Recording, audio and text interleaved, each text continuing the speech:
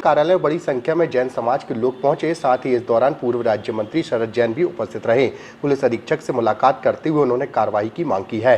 दरअसल कुछ दिनों पहले लाडगंज थाना अंतर्गत निवासी सुपारी व्यवसायी की फिजियोथेरेपिस्ट बहू ने उसके साथ ससुरालियों के द्वारा प्रताड़ित किए जाने की शिकायत दर्ज करवाई गई थी, जिस पर आज दिनांक तक लाडगंज थाना पुलिस के द्वारा कोई कार्रवाई नहीं की गई, जिसके चलते आज बड़ी संख्या में जैन समाज के लोग एकत्रित होकर कार्रवाई किए जाने की मांग को लेकर पुलिस अधीक्षक कार्यालय पहुंचे। इस मामले को लेके आए हमारे समाज की एक बिटिया है जिसपे 5 से 7 साल से इस पर अत्याचार हो रहा है। उनके ससुराल वालों के द्वारा घर में बंद करके मारना पीटना और ये बोलना कि अगर तुमने अपने घर में परिचित किसी को बताया तो तुम्हारे भाई या परिवार के किसी भी सदस्य को हम कुछ भी कर सकते हैं।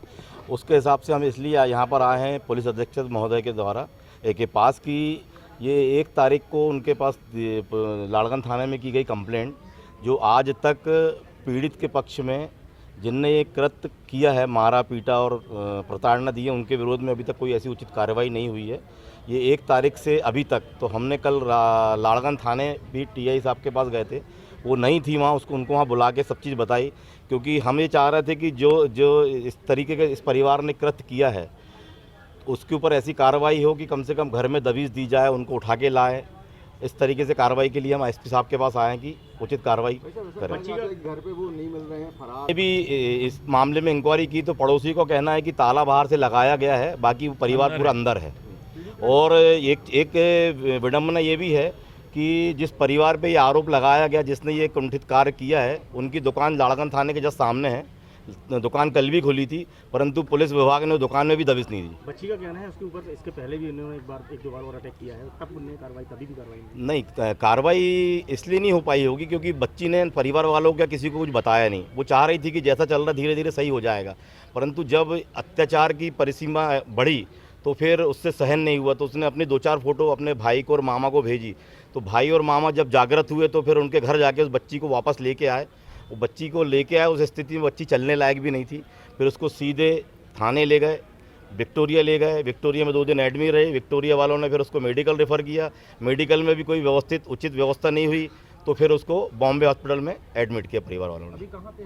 बॉम्बे हॉस्पिटल में है, गोल बाजार में। मैं सुजीत जैन, दिगंबर जैन पंचायत सभा का उपाध्यक्ष। और मैं ये इसलिए बोलूँगा, एक चीज़ और बोलना चाहूँगा कि हमारी समाज में ऐसी कुंठित मानसिकता वाले लोगों की जगह बिल्कुल भी नहीं है। समाज इनकी घोर निंदा करती है। जी, किस मामले को लेकर? मेरी बड़ी दीदी को उनके ससुराल वालों ने बहुत बेदर्दी से उनको और वह उनके बच्चे को बहुत बेदर्दी से मारा, जिसकी शिकायत ने लाड़गंज थाने में की थी।